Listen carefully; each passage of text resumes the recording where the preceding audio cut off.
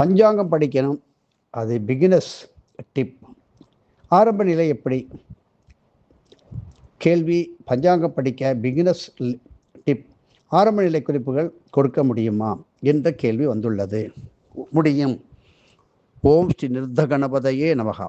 நிருத்த கணபதியை ஏயா சொல்றீங்க? இது அமாவாசை பௌர்ணமிக்கு இந்த கணபதியை சொல்லி தான் ஆரம்பிப்போம். அப்புறம் நமது சர்க்குருனுடைய வாத்தியார் மகாராஜுக்கு ஜெய் என்று சொன்னால் அது பரிபூர்ணமாக இருக்கும். அவருக்கு சந்தோஷம் இல்லையா? நம்ம ஒரு மனுஷனை வாங்க வாங்க, நீ சித்தப்பா பெரியப்பா எல்லாம் போய். இப்பொழுது பஞ்சாங்கம் பார்க்கும் ஆரம்ப முறையை பற்றி கேட்டுள்ளார்கள். முதலில் பஞ்சாங்கம் என்றால் என்ன என்று தெரிந்து கொள்ள வேண்டும். பஞ்சாங்கம் என்றால் பஞ்ச அங்கம். பஞ்ச என்றால் 5, அங்கம் என்றால் உறுப்பு. ஆகவே பஞ்சாங்கம் என்றால் 5 உறுப்புகள் என்று பொருள். 5 உறுப்புகள் என்றால் என்ன? எதனுடைய 5 உறுப்புகள் என்ற கேள்வி வருமே. ஒரு நாளில் 5 உறுப்புகள், இதுதான் பஞ்சாங்கம். இந்த 5 உறுப்புகள் எவை? 1 திதி, வாரம், யோகம், கரணம், நட்சத்திரம். 1 கிழமை, 2 திதி, 3 நட்சத்திரம், 4 யோகம், 5 கரணம். இப்படி வரும். இந்த 5ம் தான் ஒரு நாளுக்கான காலாம்சங்களிலே மிகவும் அடிப்படையான, அதாவது பேசிக்கான 5 அங்கங்கள், 5 உறுப்புகள். இவை 5ஐயும் பார்ப்போம். 5 அங்கங்கள். கிழமை என்பது அனைவருக்கும் தெரியும். ஆனால் இங்கு ஒன்று தெரிந்து கொள்ள வேண்டும். கிழமை என்பது சூரிய உதயத்தில் ஆரம்பிக்கின்றது, நடு இரவில் அல்ல. மேற்கத்திய திட்டத்தில் தான் டே என்பது நடு இரவில் ஆரம்பிக்கிறது. நம்முடைய தெய்வீக திட்டத்தில் அவ்வாறு கிடையவே கிடையாது. உதாரணமாக திங்கட்கிழமை என்பது மண்டேவில் சூரிய உதயம் காலை நேரத்தில் தான் துவங்குகிறது. உங்கள் ஊரில் அன்று சூரிய உதயம் சுமார் 6 மணி 15 நிமிடம் என்று வைத்துக் கொள்வோம். அன்று 6:15க்கு அந்த மணிக்கு தான் உங்கள் ஊரில் திங்கட்கிழமை துவங்குகின்றது. 6:14 மணி வரை மேற்கத்திய மண்டேவில் நம்முடைய ஞாயிற்றுக்கிழமை தான். அதே போல நம் திங்கட்கிழமை அடுத்த நாள் சூரிய உதயம் வரை அப்படியே நீண்டு நீடித்திருக்கும். திதி, யோகம், கரணம் இவை 3ம் வானில் சூரிய சந்திரர்கள் இருக்கும் இடத்தை வைத்து கணிக்கப்படுகின்றன. இப்படி நட்சத்திரம் இது வானில் சந்திரன் இருக்கும் இடத்தை அதை வைத்து கணிக்கப்படுகிறது. திதிகள் மொத்தம் 16, பிரதமை முதல் சதுர்தசி வரை 14 திதிகள். அமாவாசை பௌர்ணமியோடு சேர்த்து ஆக 16. அமாவாசைக்கு அடுத்த திதியாக பிரதமை திதியிலிருந்து பௌர்ணமி வரை வளர்ப்பிறை சுக்லபக்ஷம் என்றும், பௌர்ணமிக்கு அடுத்த திதியாகிய பிரதமையிலிருந்து அமாவாசை வரை தேய்பிறை கிருஷ்ணபக்ஷம் என்றும் சொல்லலாம். நட்சத்திரங்கள் மொத்தம் 27. இது உங்களுக்கு தெரியும்.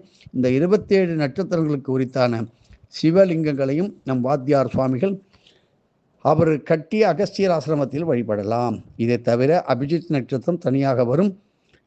அந்த அபிஜித் நட்சத்திரமும் உண்டு. இந்த நட்சத்திரம் பஞ்சாங்க கணக்கில் வராது. இது ஏன் என்று சித்தர் விளக்கமும் இந்த நட்சத்திரத்தை பற்றிய சித்தர்கள் ரகசியங்களும் ஸ்ரீ அகஸ்திய விஜயத்தில் விரிவாக கொடுக்கப்பட்டு வருகிறது. கரணங்கள் மொத்தம் 11. இந்த 2ஐ பற்றி பொதுமக்களுக்கு அதிகம் தெரியவே தெரியாது. யோகம் கரணம் சொல்லவே மாட்டாங்க. சங்கல்பம் முடிதல் ஓடிக்கிட்டு மாற்றிக்கொள்ளுங்கள். அது கரணத்தை விட்டால் மரணம் என்றால் இறப்பு கிடையாது. நீங்கள் அந்த தேவதையினுடைய பலனை பெற முடியாது. யோகத்தை விட்டால், 27 யோகத்தை விட்டால் உங்களுக்கு கிடைக்க வேண்டிய நல்ல சந்தர்ப்பங்கள், யோகங்கள் அமையாது. ஆகையினால் சொல்லுங்கள். இப்படி சில யோகங்கள் கரணங்கள் பற்றிய சித்தர்கள் ரகசியங்கள் நமது அகஸ்திய விஜயத்திலே பல வருடங்களாக கொடுக்கப்பட்டு உள்ளது. மேலும் பல காலக்குறிப்புகள் இந்த 5 அங்கங்களை தவிர ஒவ்வொரு நாளுக்கும் மேலும் பற்பல காலக்குறிப்புகள் உண்டு. உதாரணமாக அமிர்தாதி யோகம், யோகினி தசை, திதி தியாஜ்யம், நேத்திரம், ஜீவன், சூளை, அந்த நாளுக்கு உரித்தான இறை பண்டிகைகள், விரதங்கள், அந்த நாளிலே கிரகங்கள் எந்த ராசியில் இருக்கின்றது, சிறப்பு தர்ப்பண நாட்கள், இவை போன்று பல கால அம்சங்கள் பஞ்சாங்க புத்தகத்தில் கொடுத்து இருக்கும். இதை அனைத்தையும் பஞ்சாங்கத்தில் ஒவ்வொரு நாளுக்கும் ஒவ்வொரு வரியாக போட்டிருப்பார்கள். இந்த ஒரு வரியை படித்து புரிந்து கொண்டால் அந்த நாளுக்கு உரித்தான கால அம்சங்கள் என்று என்னவென்று உங்களுக்கு புரிய வந்துடும். இதுதான் பஞ்சாங்கம் பார்ப்பது என்று சொல்லப்படுகிறது. இப்படி தமிழ் மாதங்கள், பஞ்சாங்கத்தில் தமிழ் மாதங்கள் ஒவ்வொன்றுக்கும் ஓரிரு பக்கமாக கொடுப்பது வழக்கம்.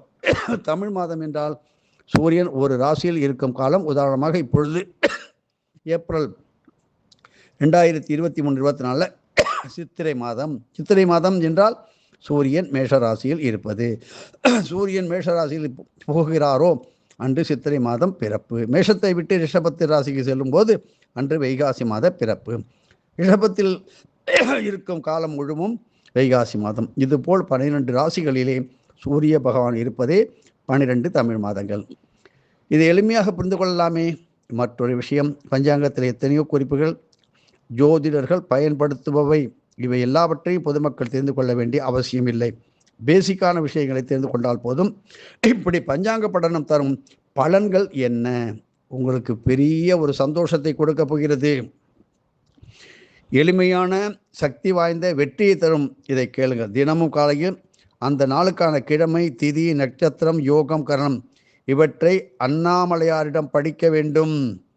அங்கே போக வேண்டாம். உங்கள் வீட்டில் அண்ணாமலை படம் இருந்தால் கூட பரவாயில்லை, இல்லை அண்ணாமலை இருந்தாலும் படிங்க. சொல்ல வேண்டும்.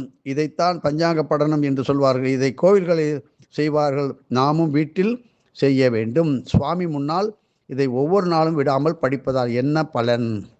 உடனே பலன் சொல்ல வேண்டுமே. கிழமையை சொல்வதால் ஆயுள் வளர்ச்சி, நீண்ட ஆயுள் உண்டு. திதியை சொல்வதால் ஐஸ்வர்யம் கொட்டு கொட்டுன்னு கொட்டும். நட்சத்திரத்தை சொல்வதால் எவ்வளவு பெரிய பாவங்கள் இருந்தாலும் நீங்கும். யோகத்தை சொல்வதால் வியாதி நீங்கிவிடும். கரணத்தை சொல்வதால் காரிய சித்தியாகும். இதை செய்வதற்கு ஒரு நிமிடம் கூட ஆகாது. இதை விட என்ன வேண்டும் உங்களுக்கு பரிகாரம்?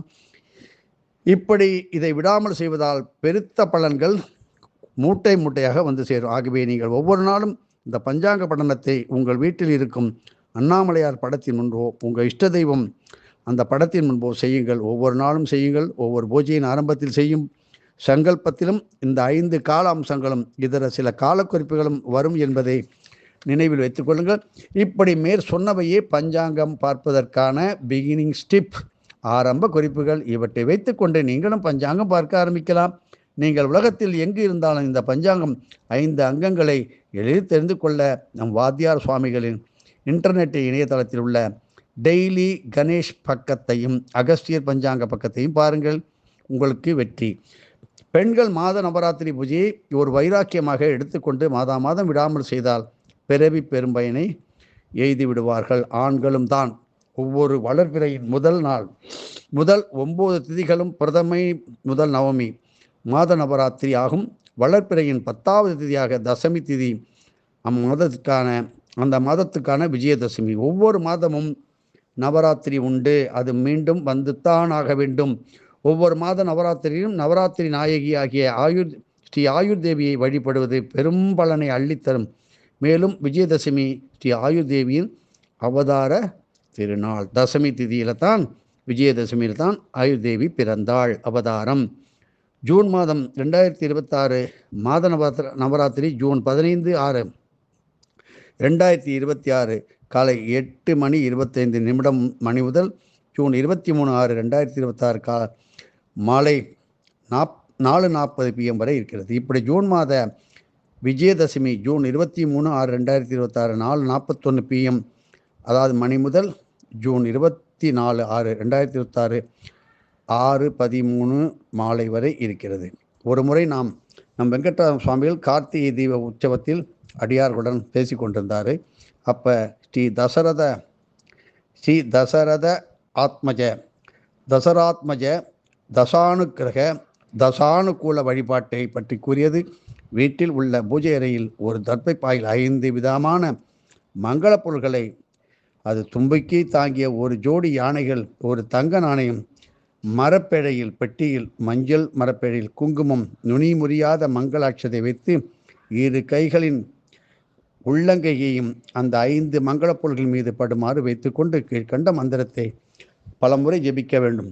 ஓம் ஸ்ரீ ஜானகி ஊர்மிளா ததா மாண்டவி ஸ்ருதகீர்த்தி மேதகா சுதுஷ்பத்னி பிரபூஜிதாய நித்யம் பூர்ணாய மங்களம். ஓம் ஜானகி ஊர்மிளா ததா மாண்டவி ஸ்ருதகீர்த்தி மேதகா சுதுஷ்பத்னி பிரபூஜிதாய நித்தியம் பூர்ணாய மங்களம். இவ்வாறு ஓதி வந்திடில் கிட்டாத பொருளும் கிட்டிவிடும், தட்டாத கதவும் திறக்கும், தடங்கல்கள் நிவர்த்திப்பட்டு நீண்ட நாட்களாக நாம் எண்ணிய கோரிக்கைகள் உடனே நிறைவேறும் வெற்றிகரமான நல்ல காரியங்களை சாதிக்க வழிகட்டும். வாருங்கள், அகஸ்திய விஜயம் புத்தகத்தை கையில் எடுங்கள். அதை உங்கள் வீட்டில் ஒரு பொக்கிஷமாக வைத்துக் கொள்ளுங்கள். என்ன வேண்டுமென்றாலும் அது மூலமாக உங்களுக்கு வந்து விடுமே. இப்படி ஒரு குரு ஒரு புத்தகம் வடிவிலும், உங்கள் வீட்டிலே இருக்கும் பலவிதமான கருவி வடிவிலும், எறும்பு ஈ பலவிதமான வடிவிலும் சித்தன் வீட்டுக்கு வருவான். எதுவும் என்னுடையதல்ல, அனைத்துடையதல்ல. அருணாச்சலா.